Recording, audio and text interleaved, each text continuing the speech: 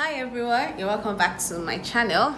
Alright, so today we're going to be talking about customer service because I have seen a lot of businesses. I've had a lot of transactions with people that are selling the product or service, and I am just there like, I know I'm not coming back here again.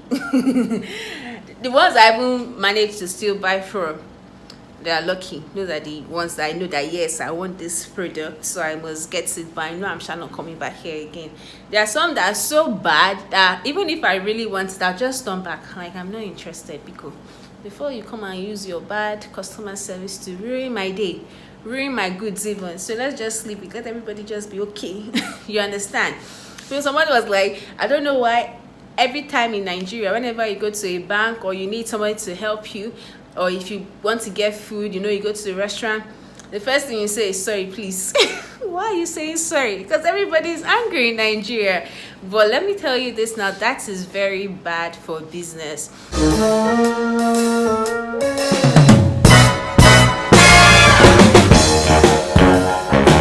Now, if whoever is handling the customer care unit or the front desk isn't approachable, that's very bad for business.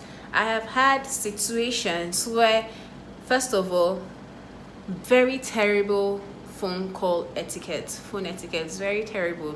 You see some numbers online, or you might want to contact a business to get support from them, and then you ring their line, and the first thing you hear is yes, or they're just quiet. It's like, no, you're meant to introduce your business. Let's say, for example, name of your business is ShopRite. Let's say ShopRite, for example.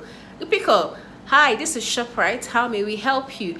Not that they'll pick up, you say or they'll pick up the worst. I've actually ranked a business line, and I was hearing people shouting in the background. She forgot that she had a potential customer on the line, making noise in the background. Totally forgot someone was there for like 5 seconds. But yes, good morning. I'm like, okay, not a very wonderful way to start the whole process. So if you're an owner of a business, if it's you that's handling the line, if it's someone else you're hiring to handle the customer line, try and train them, invest into that, because really, customer service could either make or break your business.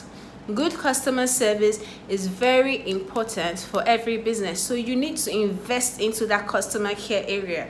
You need to invest into it. Also, another thing that we need to work on as a customer care agent or customer care provider is knowing about your product. You won't believe this, but trust me, there are people that are in the customer care unit that do not have an idea of how the product works. They have no idea. Okay, let's say, for example, your product, you're selling skincare products, for example, and then the person in the front desk has no idea what's on the skincare product, what it's made of, what skin tone is good for. They have no idea what the price is. Let's take, for example, you call them up, hi, how much is this? They're like, I'm not sure, let me confirm, I'll get back to you. On whose credit? First of all. And second of all, so what skin does it work on? It can work on any skin. I'm not, what skin are you? It should work on your skin, it will be fine. Please, nobody is trying to take chances or trying to play games with their product. That is very bad for your business, because of course, when customers call to a new company, they would have questions to ask. They would have tons of questions to ask. Imagine calling up an MTN line and you're asking them, okay, so what's the latest, the cheapest data bundle I can use? What's the cheapest call bundle I can use? And they're telling you, I'm not sure, but we have a couple. Which one will you prefer? All of them are good, just pick anyone. What you be like, where did they send this person from? Like, who is this person? I'm sure you just got the call. I'd rather even use Google. So that applies to other products as well. You have to invest in your customer. You need to teach them about the products. Don't just leave someone that has no idea of what's going on in your front desk. That is very risky for your business. Very, very risky. Another thing is paying attention. You have instances where you have cases where, for example, someone calls you and tells you their name. Hi, my name is Jane. I'd like to get this. I'd like to get that. And then you forget what their name is. Number one, you forget what they want to get. Usually, as the person in charge of a customer here, you should have your pen and paper always handy to get down people's information. Most people don't have the patience. Nobody wants to start repeating themselves again. You get their name, get their contact details, get their information.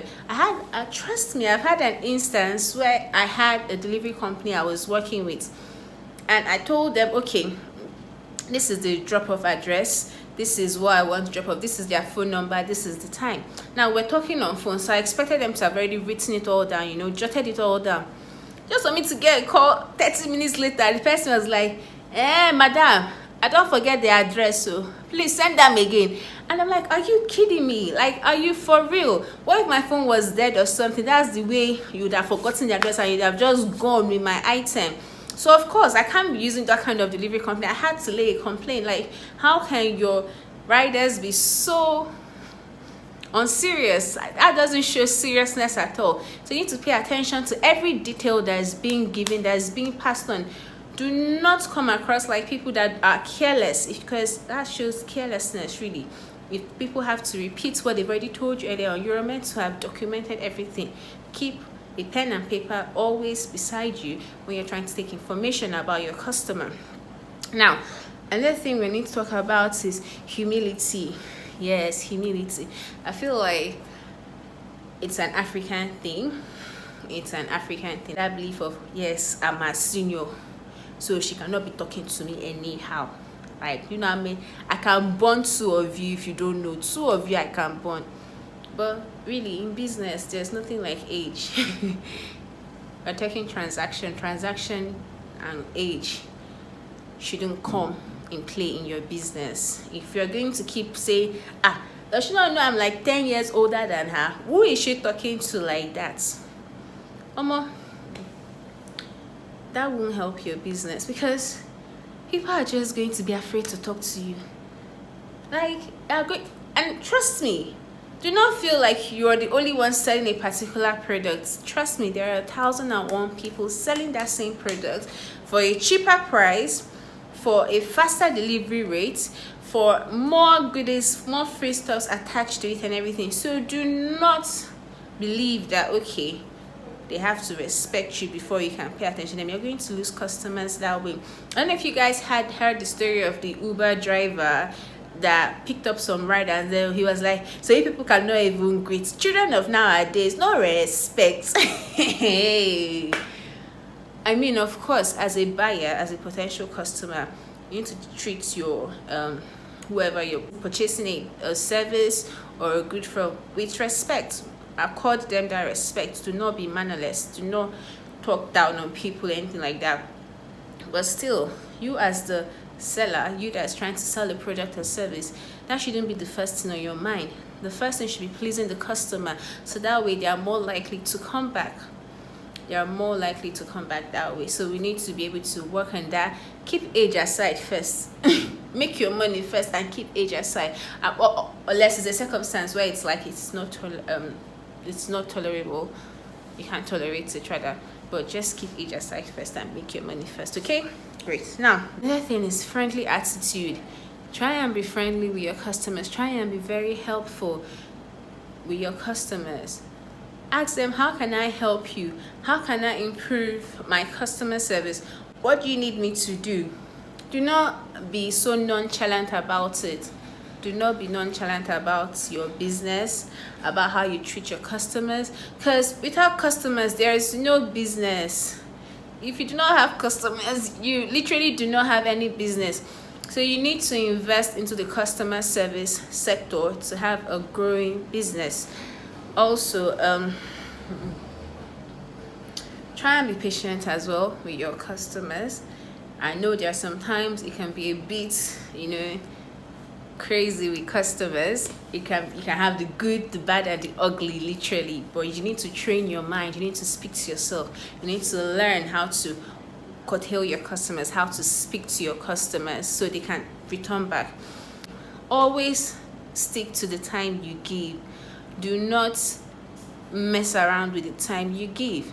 Let's say, for example, you're meant to deliver a good and you tell your customer is going to be delivered in the next 2 hours. You should follow up with your customer. Tell them when the good is about to leave. Tell them, okay, your good is on its way. Tell them when it's close by. Speak to them. Ask them if they've gotten their good. What do you think about the good? Did you like the good? Did you like the products? Do not just leave them hanging. Or, for instance, I know the delivery company in Lagos, in Nigeria, can be quite funny at times. It can be quite funny. You could have situations whereby the dispatch rider will tell you, okay, I am going to be there in the next 30 minutes. Next 45 minutes, dispatch rider has not yet landed. 1 hour, dispatch rider has not yet landed. And it's like, But the thing is that customers don't really care most of the time what's going on with your dispatch rider. My one is that you told me my good will be here in the next 2 hours. It's 3 hours now and I've not gotten my good. What is happening? So you have to know how to follow up with your customer. Okay, ma'am, please do not be offended. Your good is going to be with you anytime soon. And also try and give space. Let's say your dispatch rider says it's going to be there in the next 1 hour. Tell your customer your good is going to be there in the next 3 hours. Don't tell your customer the good is going to be there in the next 1 hour. So you don't give yourself high BP. Because trust me, I know about all this and how it rolls.